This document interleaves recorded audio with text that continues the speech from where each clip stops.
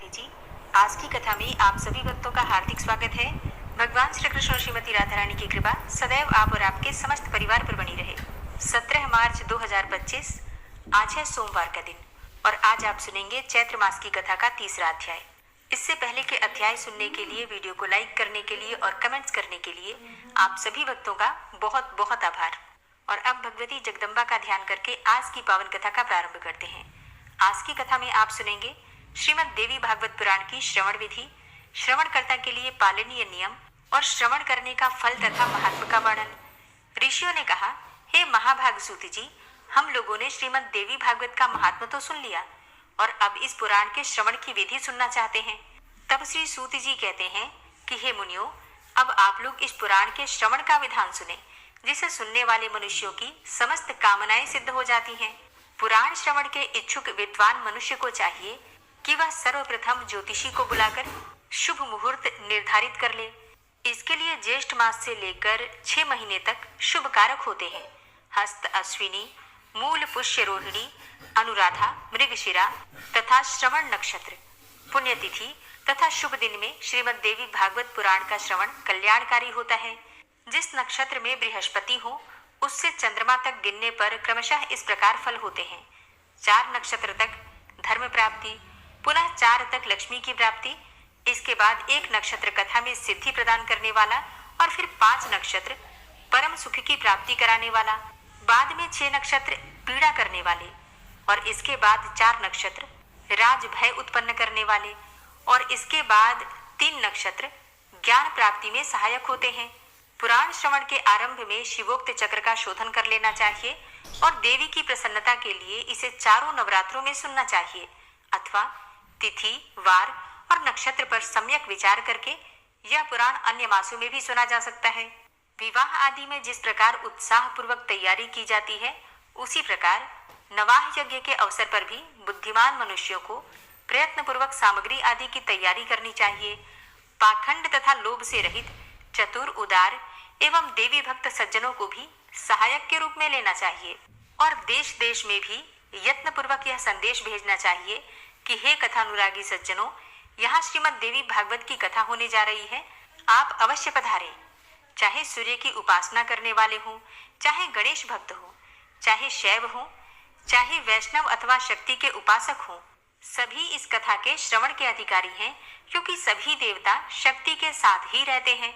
इसलिए श्रीमद् देवी भागवत की कथा रूपी सुधा के रसिक प्रेमी जनों को कथा श्रवण के लिए विशेष रूप से आना चाहिए।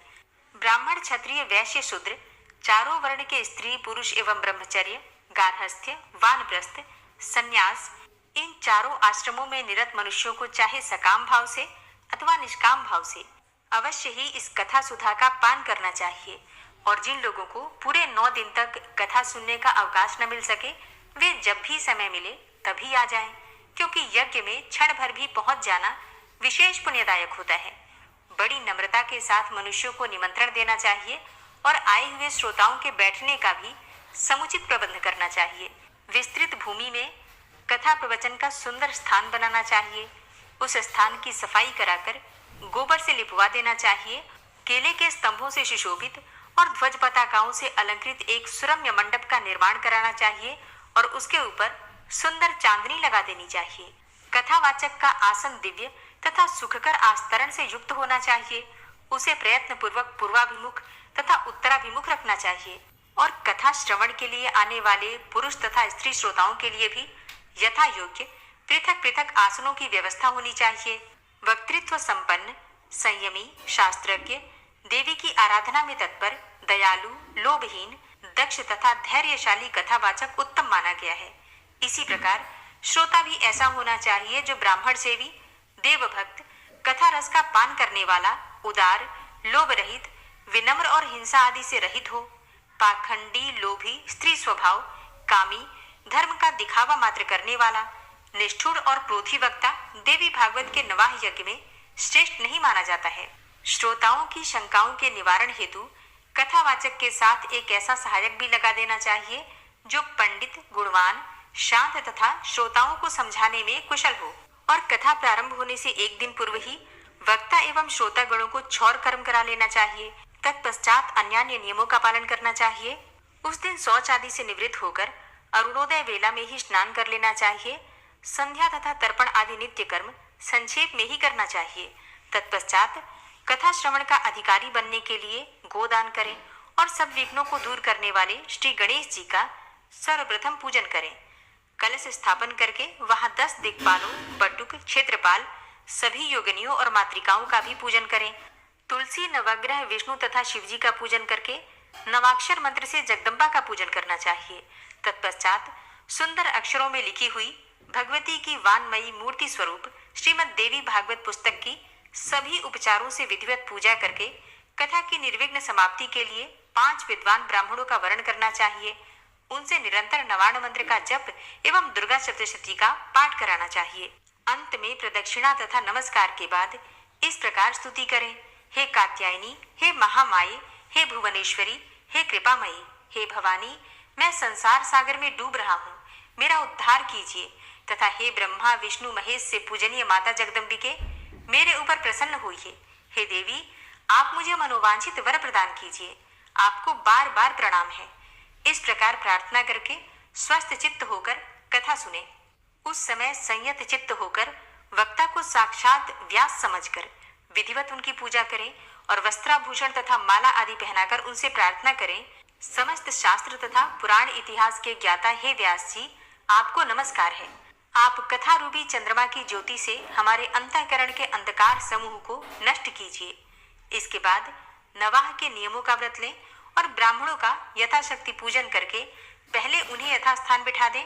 तत्पश्चात स्वयं भी अपने आसन पर बैठ जाएं और तब सावधान मन से चारों पुरुषार्थ धर्म, अर्थ, काम एवं मोक्ष फल को प्राप्त करने के लिए पुत्र, कलत्र, धन, धान्य तथा गृह की चिंता छोड़कर कथा सुने।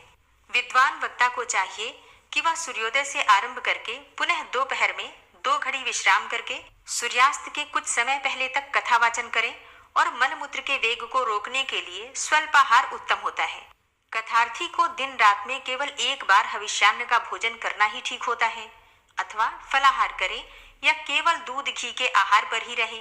बुद्धिमान को चाहिए कि ऐसा आहार ग्रहण करें जिससे कि कथा में किसी प्रकार की बाधा न हो। हे द्विजगण, अब मैं कथा श्रवण में निष्ठा रखने वालों के नियम बताता हूँ कि जो लोग ब्रह्मा, विष्णु और शिव में भेद दृष्टि रखते हैं, देवी की भक्ति से रहित हैं, जो पाखंडी, हिंसक तथा दुष्ट हैं और जो ब्राह्मणों से द्वेष रखने वाले तथा नास्तिक हैं, वे कथा श्रवण के योग्य नहीं हैं। जो पर स्त्री, पराया धन, ब्राह्मण धन तथा देव संपत्ति के हरण में लुप्त रहते हैं, उनका कथा श्रवण में अधिकार नहीं है।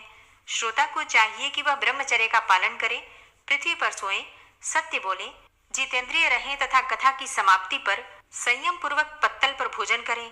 व्रती को बैंगन, बहेड़ा, कलिंद, तेल, दाल, मधु और जला हुआ बासी तथा भाव दूषित अन्न का त्याग कर देना चाहिए।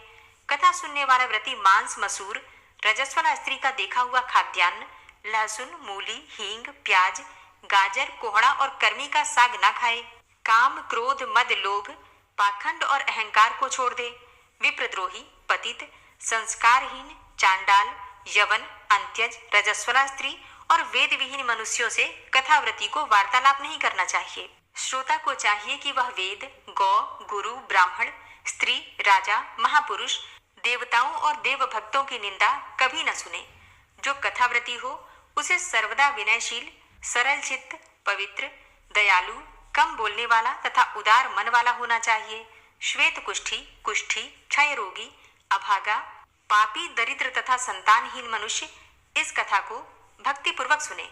जो स्त्री बंध्या, काक बंध्या, जिस स्त्री को एक बार संतान होकर बंध हो जाए, अभागिन तथा मृतवत्सा हो और जिसका गर्भ गिर जाता हो, ऐसी सभी स्त्रियों को इस देवी भागवत कथा का श्रवण अवश्य करना चाहिए। जो मनुष्य बिना परिश्रम के ही धर्म, अर्थ, काम और मोक्ष प्राप्त करना चाहता है, वह यत्न पूर्वक इस देवी भागवत की कथा अवश्य सुने।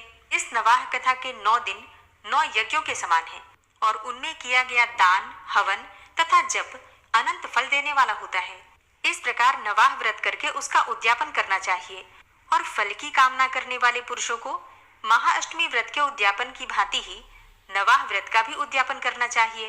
निष्काम व्यक्ति कथा के श्रवण करने मात्र से ही पवित्र होकर मुक्ति पा जाते हैं, क्योंकि परा भगवती जगदम्बा मनुष्यों को भोग और मोक्ष सब कुछ देने वाली है। पुस्तक और कथावाचक दोनों की प्रतिदिन पूजा करनी चाहिए और वक्ता द्वारा दिया हुआ प्रसाद प्रतिदिन भक्ति पूर्वक ग्रहण करना चाहिए। विवाह यज्ञ में जो श्रोता नित्य कुमारी कन्याओं, सुहागिन स्त्रियों तथा ब्राह्मणों को भोजन कराता है और उनसे प्रार्थना करता है, उसकी कार्य सिद्धि अवश्य हो जाती है, इसमें संदेह नहीं है। सभी त्रुटियों की शांति के निमित्त कथा समाप्ति के दिन गायत्री सहस्त्रनाम तथा विष्णु सहस्त्रनाम का पाठ करना चाहिए। जिनके स्मरण तथा नाम कीर्तन से तप, यज्ञ, क्रिया आदि में न्यूनता समाप्त हो जाती है, उन विष्णु भगवान का नाम कीर्तन करना चाहिए। कथा समाप्ति के दिन दुर्गा सप्तशती के मंत्रों से अथवा देवी महात्म्य के मूल पाठ से या नवार्ण मंत्र से होम करना चाहिए अथवा घृत सहित पायस द्वारा गायत्री मंत्र का उच्चारण करके हवन करें, क्योंकि यह श्रीमद् देवी भागवत महापुराण गायत्रीमय कहा गया है। कथावाचक को वस्त्र, भूषण, धन आदि के द्वारा संतुष्ट करें, क्योंकि कथावाचक के प्रसन्न होने पर सभी देवता उस पर प्रसन्न हो जाते हैं। श्रद्धा पूर्वक ब्राह्मणों को भोजन कराएं और नानाविध दक्षिणाओं से उन्हें संतुष्ट करें, क्योंकि वे विप्र पृथ्वी पर देवता के स्वरूप हैं। उनके संतुष्ट होने पर वांछित फल प्राप्त होता है। सुहागिन स्त्रियों तथा कुमारी कन्याओं को साक्षात देवी समझकर उन्हें भोजन कराएं और उन्हें दक्षिणा देकर अपने मनोरथ की सिद्धि के लिए प्रार्थना करें। स्वर्ण, दूध देने वाली गौ, हाथी, घोड़े और भूमि का दान करना चाहिए, क्योंकि उसका अक्षय फल प्राप्त होता है। सुंदर अक्षरों में लिखी हुई देवी भागवत की पुस्तक को रेशमी वस्त्र में लपेटकर उसे सुवर्ण निर्मित सिंहासन पर रखकर अष्टमी या नौमी तिथि को विधि पूर्वक कथावाचक को दान करना चाहिए, क्योंकि ऐसा करने से वह इस संसार में सभी सुखों को भोगकर अंत में दुर्लभ मोक्ष प्राप्त करता है। पुराण को जानने वाला वक्ता चाहे दरिद्र हो, दुर्बल हो, बालक हो, युवक हो अथवा वृद्ध हो, वह सर्वदा वंदनीय, पूज्य एवं मान्य होता है। यद्यपि संसार में जन्म अथवा गुण के कारण अनेकों गुरु हैं, परंतु पुराण का ज्ञाता उन सब में श्रेष्ठ गुरु है। व्यास के आसन पर बैठा हुआ पौराणिक ब्राह्मण जब तक कथा समाप्त न हो जाए तब तक किसी को भी प्रणाम न करे। जो लोग इस दिव्य पौराणिक कथा को श्रद्धा रहित होकर सुनते हैं, उन दुख तथा दारिद्र्य युक्त मनुष्यों को कथा श्रवण का पुण्य फल प्राप्त नहीं होता। और जो लोग तांबुल, पुष्प आदि उपचारों से पुराण का पूजन किए बिना ही देवी की कथा सुनते हैं, वे दरिद्र होते हैं। और जो लोग कथा के बीच में ही उसे छोड़कर अन्यत्र चले जाते हैं, कुछ ही समय के बाद उनकी संपदाएं एवं स्त्री आदि नष्ट हो जाती हैं। और जो अभिमानवश व्यास से ऊंचे स्थान पर बैठकर कथा सुनते हैं, वे नरक यातना भोग कर इस लोक में कौवे की योनि पाते हैं। जो बहुमूल्य आसन पर अथवा वीरासन से बैठकर दिव्य कथा का श्रवण करते हैं, वे अर्जुन वृक्ष होते हैं। और कथा होते समय जो लोग व्यर्थ में तर्क वितर्क करते हैं, वे इस लोक में पहले गर्दभ योनि में, तत्पश्चात गिरगिट की योनि में जाते हैं। जो लोग पुराण जानने वाले की अथवा पापनाशिनी कथा की निंदा करते हैं, वे सैकड़ों जन्मों तक दुष्ट कुत्ते होते हैं, इसमें कोई संदेह नहीं है। और जो लोग कथावाचक के बराबर आसन पर बैठकर कथा सुनते हैं, उन्हें गुरु के आसन पर बैठने का पाप लगता है और वे नरक में वास करते हैं। जो लोग वक्ता को प्रणाम किए बिना ही कथा सुनने लगते हैं, वे जन्मांतर में विषैले वृक्ष होते हैं। उसी प्रकार जो लोग लेटे लेटे कथा सुनते हैं, वे अजगर और सांप की योनि पाते हैं। जो मनुष्य कभी भी पुराण की कथा नहीं सुनते, वे घोर नरक भोगकर बनेले सुअर की योनि में जाते हैं। जो शठ मनुष्य कथा का अनुमोदन नहीं करते बल्कि उसमें विघ्न डालते हैं, वे करोड़ों वर्षों तक नरक यातना भोगकर अंत में ग्राम सूकर होते हैं। जो लोग पुराण वेदता को आसन, पात्र, द्रव्य, फल, वस्त्र तथा कंबल प्रदान करते हैं, वे भगवान के परम पद को प्राप्त करते हैं। जो मनुष्य पुराण पुस्तक के लिए नवीन रेशमी वस्त्र तथा सुंदर सूत्र का दान करते हैं, वे सुखी रहते हैं। सभी पुराणों के सुनने से जो फल प्राप्त होता है, उससे 100 गुना पुण्य श्रीमद् देवी भागवत के श्रवण से प्राप्त होता है। जिस प्रकार नदियों में गंगा श्रेष्ठ है, देवताओं में शिव श्रेष्ठ है, काव्यों में वाल्मीकि रामायण श्रेष्ठ है तथा तेजस्वियों में भगवान सूर्य श्रेष्ठ है। और जैसे आनंद देने वालों में चंद्रमा, सब धनु में सुयस, क्षमाशीलों में पृथ्वी, गंभीरता में समुद्र, मंत्रों में गायत्री तथा पापनाश के उपायों में भगवत स्मरण श्रेष्ठ है, उसी प्रकार 18 पुराणों में यह श्रीमद् देवी भागवत पुराण सर्वश्रेष्ठ है। जिस किसी भी उपाय से यदि कोई मनुष्य इस महापुराण की 9 आवृत्तियां सुन ले, अर्थात 9 बार सुन ले, तो उसके फल का वर्णन नहीं किया जा सकता। वह तो जीवन मुक्त ही हो जाता है। किसी शत्रु राजा से भय होने पर, महामारी के समय, अकाल पड़ने पर अथवा राष्ट्रभंग के अवसर पर उसकी शांति के लिए यह पुराण अवश्य सुनना चाहिए। हे विप्रो, भूत प्रेत आदि के शमन के लिए, शत्रु से राज्य प्राप्त करने के लिए और पुत्र प्राप्ति के लिए श्रीमद् देवी भागवत का श्रवण करना चाहिए। जो देवी भागवत के आधे श्लोक या चौथाई श्लोक को भी प्रतिदिन सुनता या पढ़ता है, वह परम गति को प्राप्त होता है। स्वयं भगवती जगदम्बा ने इस पुराण को सर्वप्रथम केवल आधे श्लोक में ही प्रकाशित किया, वहीं बाद में शिष्य प्रशिष्यों के द्वारा देवी भागवत के रूप में विस्तृत कर दिया गया। गायत्री से बढ़कर न कोई धर्म है, न तप है, न कोई देवता है और न कोई मंत्र ही है। भगवती अपना गुणगान करने वालों की रक्षा करती हैं, इसी कारण से उन्हें गायत्री कहा जाता है। भगवती गायत्री इसी पुराण में अपने रहस्यों सहित विराजती हैं। अतः भगवती को प्रसन्न करने वाले इस देवी भागवत की 16वीं कला के समान भी अन्य महापुराण नहीं हो सकते। श्रीमद् देवी भागवत पुराण अत्यंत निर्मल है, जो ब्राह्मणों का अमूल्य धन है और जिसमें स्वयं धर्मपुत्र नारायण ने पवित्र धर्म का वर्णन किया है। इसमें श्री गायत्री देवी का रहस्य एवं मणिद्वीप का सम्यक वर्णन किया गया है। साथ ही इसमें हिमालय के प्रति स्वयं भगवती द्वारा कही गई देवी गीता विद्यमान है। इस कारण हे विप्रो, इस महापुराण के सदृश दूसरा कोई उत्तम पुराण इस लोक में नहीं है। अतः आप लोग सदा इस श्रीमद् देवी भागवत पुराण का भली भांति सेवन करें, जिनके संपूर्ण प्रभाव को ब्रह्मा, विष्णु, शिव तथा भगवान शेष भी भली भांति नहीं जान सकते, जबकि वे उन्हीं के अंशज भी हैं। तब दूसरे देवता उन्हें कैसे जान सकेंगे? उन भगवती जगदम्बिका को मेरा निरंतर प्रणाम है, जिनके चरण कमलों की धूलि पाकर ब्रह्मा समस्त संसार की रचना करते हैं। भगवान विष्णु निरंतर पालन करते हैं और रुद्र संहार करते हैं। दूसरे किसी उपाय से वे अपना अपना कार्य करने में समर्थ नहीं हो सकते। ऐसी उन भगवती जगदम्बिका को मेरा सतत प्रणाम है। अमृत सागर के तट पर कल्प वृक्ष की वाटिका से सुशोभित मणिद्वीप में स्थित बहुवर्ण चित्रित चिंता मणिमय भवन में तथा परम शिव के हृदय में विराजमान रहने वाली और मंद मंद मुस्कान युक्त मुखमंडल वाली जगदम्बा का ध्यान करके मनुष्य सांसारिक सुखों का उपभोग करता है और अंत में निश्चय ही मोक्ष प्राप्त करता है। इस प्रकार ब्रह्मा, विष्णु, शिव, इंद्र आदि देवताओं एवं समस्त महर्षियों द्वारा पूजित मणिद्वीप निवासिनी वे भगवती संसार का कल्याण करती रहें। श्रीमद् देवी भागवत पुराण में अब तक आपने सुना देवी भागवत पुराण का महात्म और उसे श्रवण करने की विधि। और अब आप सुनेंगे महर्षि शौनक का सूत जी से श्रीमद् देवी भागवत पुराण सुनाने की प्रार्थना करना। जो सर्व चेतना स्वरूप आदि शक्ति तथा ब्रह्म विद्या स्वरूपिणी भगवती जगदम्बा हैं, उनका हम ध्यान करते हैं। वे हमारी बुद्धि को प्रेरणा प्रदान करें। शौनक बोले, हे पुरुषों में श्रेष्ठ तथा भाग्यवान सूत जी, आप धन्य हैं, क्योंकि संसार में अत्यंत दुर्लभ पुराण संहिताओं का आपने भली भांति अध्ययन किया है। हे पुण्यात्मन, हे मानद, आपने कृष्ण द्वैपायन व्यास रचित 18 महापुराणों का सम्यक अध्ययन किया है, जो पंच लक्षणों से युक्त तथा गूढ़ रहस्यों से समन्वित हैं और जिनका आपने सत्यवती पुत्र व्यास जी से ज्ञान प्राप्त किया है। हमारे पुण्य से ही आप इस उत्तम मुनियों के निवास योग्य दिव्य पुण्यप्रद तथा कली के दोषों से रहित क्षेत्र में पधारे हुए हैं। हे सूत जी, मुनियों का यह समुदाय परम पुण्यदायिनी पुराण संहिता का श्रवण करना चाहता है, अतः आप समाहित चित्त होकर हम लोगों से उसका वर्णन कीजिए। हे सर्वज्ञ, आप तीनों तापों दैहिक, दैविक, भौतिक से रहित होकर दीर्घजीवी हो। हे महाभाग, ब्रह्म प्रतिपादक देवी भागवत महापुराण का वर्णन करें। हे सूत जी, जो मनुष्य श्रवणेंद्रिय होते हुए भी केवल जिह्वा के स्वाद में ही लगे रहते हैं और पुराणों की कथाएं नहीं सुनते, वे निश्चित ही अभागे हैं। जैसे कि सडरस के स्वाद से जिह्वा को आह्लाद होता है, वैसे विद्वजनों के वचनों से कर्णेंद्रिय को भी आनंद प्राप्त होता है। जब कर्णहीन सर्प भी मधुर ध्वनि सुनकर मोहित हो जाते हैं, तब भला कर्ण युक्त मानव यदि कथा नहीं सुनते तो उन्हें बधिर क्यों न कहा जाए। अतः हे सौम्य, समाहित चित्त होकर कथा सुनने की इच्छा से सभी द्विजगण कली काल के भय से पीड़ित होकर इस नैमिषारण्य में उपस्थित हैं। जिस किसी भी प्रकार से समय तो बीतता ही रहता है, किंतु मूर्खों का समय व्यर्थ के दुर्व्यसनों में बीतता है और विद्वानों का समय शास्त्रों के चिंतन में जाता है। शास्त्र भी विचित्र प्रकार के तर्क वितर्क से युक्त हैं।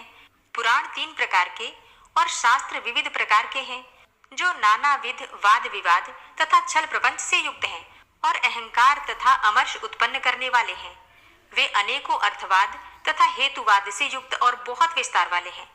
उन शास्त्रों में वेदांत शास्त्र सात्विक, मीमांसा राजस तथा न्याय शास्त्र तामस कहा गया है, क्योंकि वह हेतुवाद से परिपूर्ण है। इसी प्रकार हे सौम्य, आपके द्वारा कहे गए पुराण कथा भेद से 3 गुणों वाले तथा 5 लक्षणों से समन्वित हैं। आपने ये भी बताया है कि उन पुराणों में यह श्रीमद् देवी भागवत पुराण 5वां पुराण है, पवित्र है, वेद के समान है और सभी लक्षणों से युक्त है।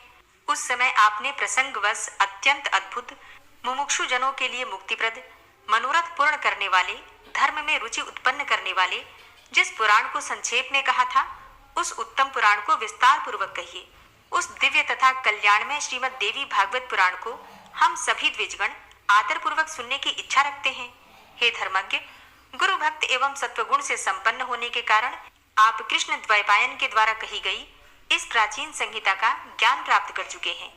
जिस प्रकार देवता लोग अमृत पान करते हुए तृप्त नहीं होते, उसी प्रकार हम लोगों ने भी यहाँ आपके मुखारविंद से निकली हुई अन्यान्य कथाएं सुनी, किंतु अभी भी हम तृप्त नहीं हुए हैं।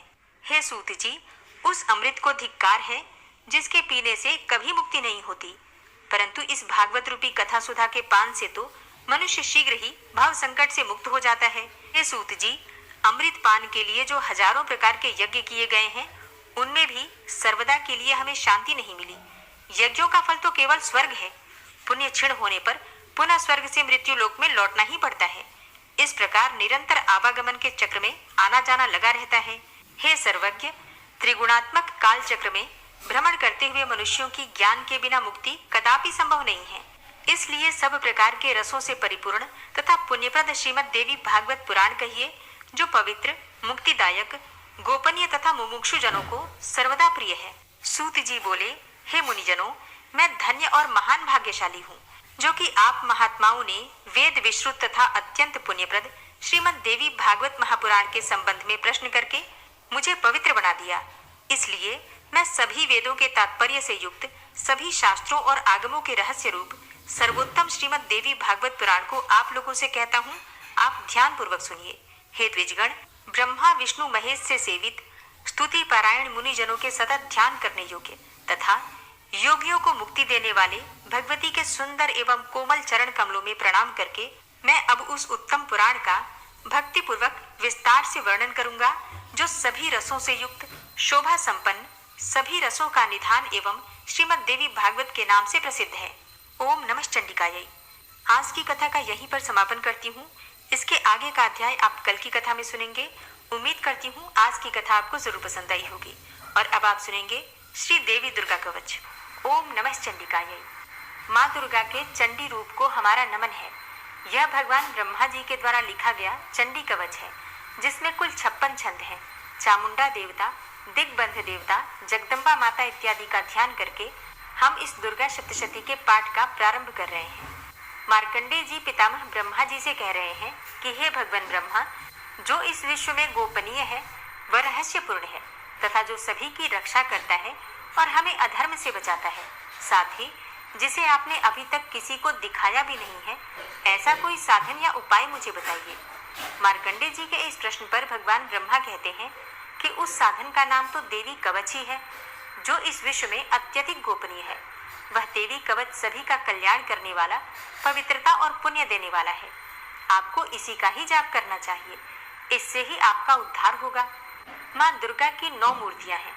माँ दुर्गा का प्रथम स्वरूप है माँ शैलपुत्री, दूसरा स्वरूप है माँ ब्रह्मचारिणी, माँ दुर्गा का तीसरा स्वरूप है माँ चंद्रघंटा और चौथा स्वरूप है माँ कुष्मांडा। उनका 5वां रूप स्कंद माता का है और छठा रूप माँ कात्यायनी है।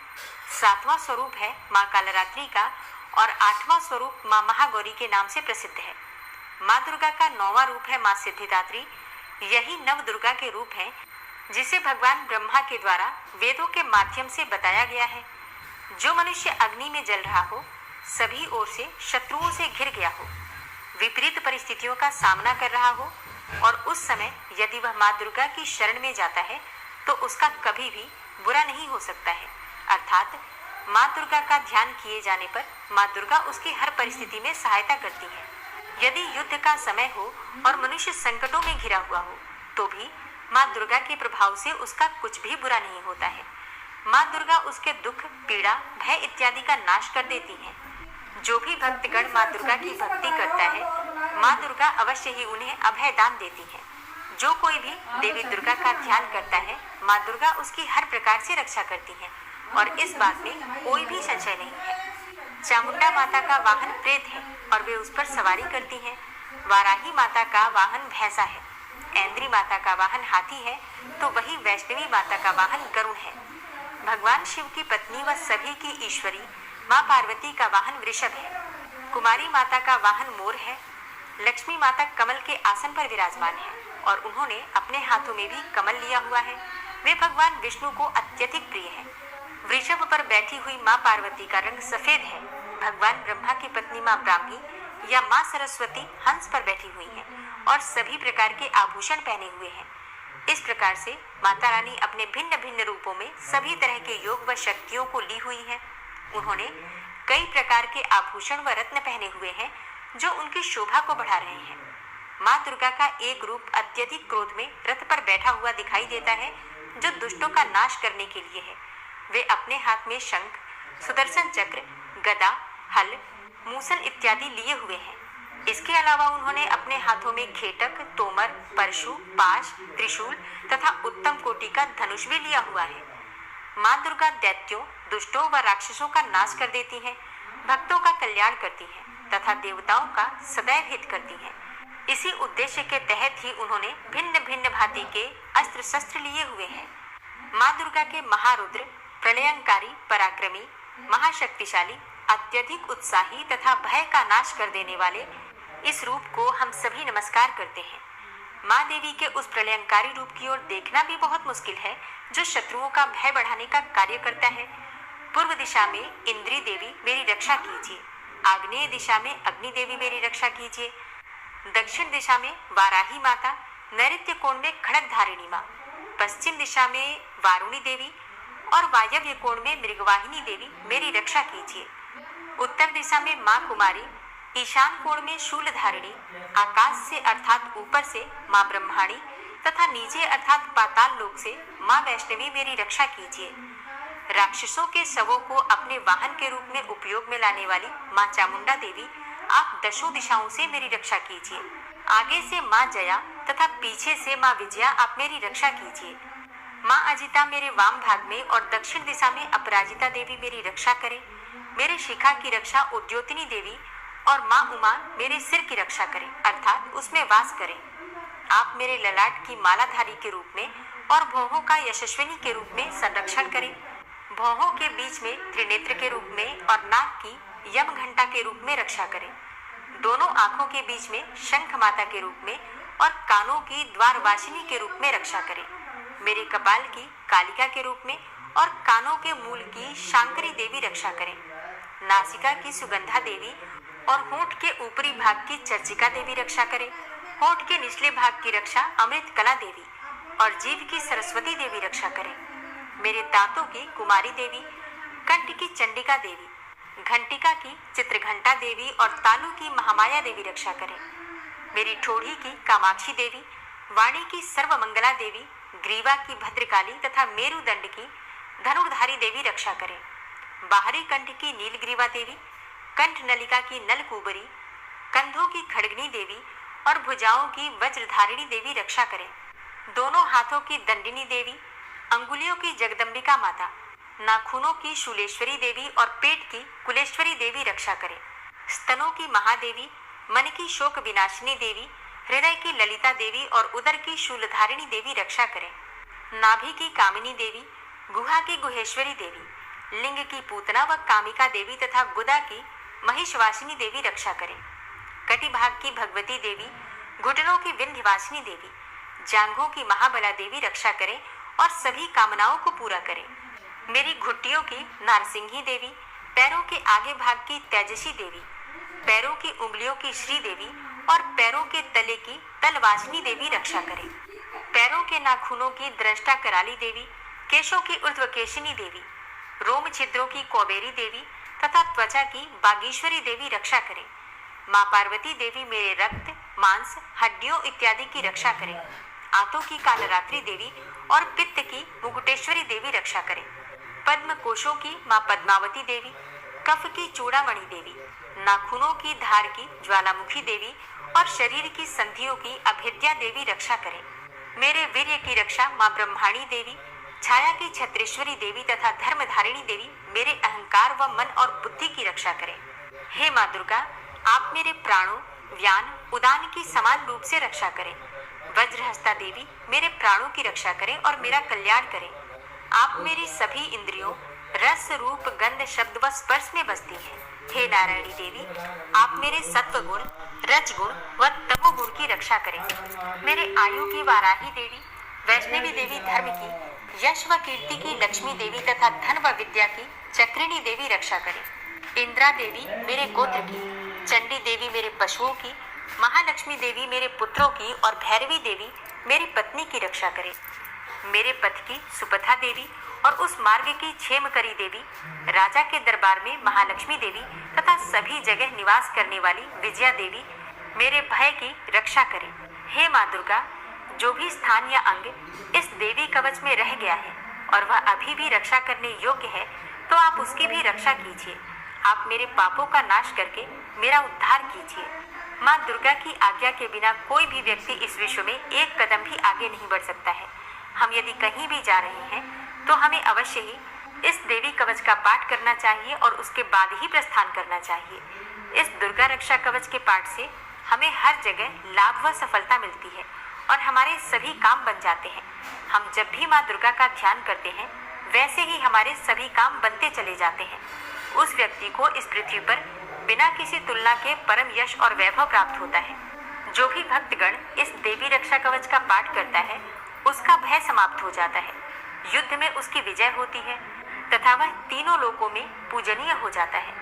देवी माता का यह रक्षा कवच देवताओं तक के लिए बहुत दुर्लभ है। जो व्यक्ति इस देवी कवच का तीनों समय श्रद्धा भाव के साथ पाठ करता है, उसे देवी माता की कृपा से तीनों लोकों में विजय मिलती है। वह अकाल मृत्यु के भय से दूर होता है तथा 100 वर्षों से भी अधिक समय तक जीवित रहता है। इस दुर्गा कवच के पाठ से व्यक्ति के शरीर में होने वाले हर तरह के रोग समाप्त हो जाते हैं। उसके शरीर में बनने वाला विष भी समाप्त हो जाता है तथा कोई रोग उसका कुछ भी बिगाड़ नहीं सकता है। जो भी मनुष्य इस दुर्गा रक्षा कवच को अपने हृदय में धारण कर लेता है, उस पर इस पृथ्वी पर होने वाले सभी तरह के अभिचारण मंत्र, तंत्र का प्रभाव समाप्त हो जाता है। सभी तरह की डाकिनी, शाकिनी, अंतरिक्ष में रहने वाले अति शक्तिशाली व भयंकर डाकिन, भूत, पिशाच, यक्ष, गंधर्व, राक्षस, ब्रह्म राक्षस, वेताल, कुष्मांडा, भैरव इत्यादि सभी तरह की नकारात्मक शक्तियों के प्रभाव इस दुर्गा कवच के माध्यम से समाप्त हो जाते हैं। इस रक्षा कवच का पाठ करने वाला व्यक्ति राजा से सम्मान प्राप्त करता है और उसकी सुख संपत्ति में वृद्धि होती है। जो भी व्यक्ति इस देवी कवच का पाठ करता है, उसका हर जगह यश बढ़ता ही जाता है और जो भी इस कवच का 7 बार जाप करता है, उसका वंश इस पृथ्वी के अंत तक रहता है। इसके पश्चात जब उसकी मृत्यु हो जाती है, तब वह माँ दुर्गा के आशीर्वाद से परम स्थान को प्राप्त करता है, जो देवताओं को भी अत्यंत दुर्लभ है। उसे महामाया का प्रसाद मिलता है और उसकी मुक्ति हो जाती है। वह माँ दुर्गा के आशीर्वाद से सुंदर रूप को धारण करता है और भगवान शिव के समान आनंद प्राप्त करता है। श्री देवी दुर्गा कवच संपूर्ण हुआ। अगर वीडियो पसंद आती है तो वीडियो को लाइक जरूर किया कीजिए और अगर संभव हो तो वीडियो को शेयर भी किया कीजिए। और अगर चैनल पर पहली बार आए हैं, अभी तक आपने चैनल को सब्सक्राइब नहीं किया है, तो आज की वीडियो अगर आपको अच्छी लगे तो चैनल को सब्सक्राइब करके बेल आइकन को जरूर प्रेस कर लीजिए। मिलते हैं मैं आपसे अगली वीडियो में, तब तक के लिए जय श्री राधे।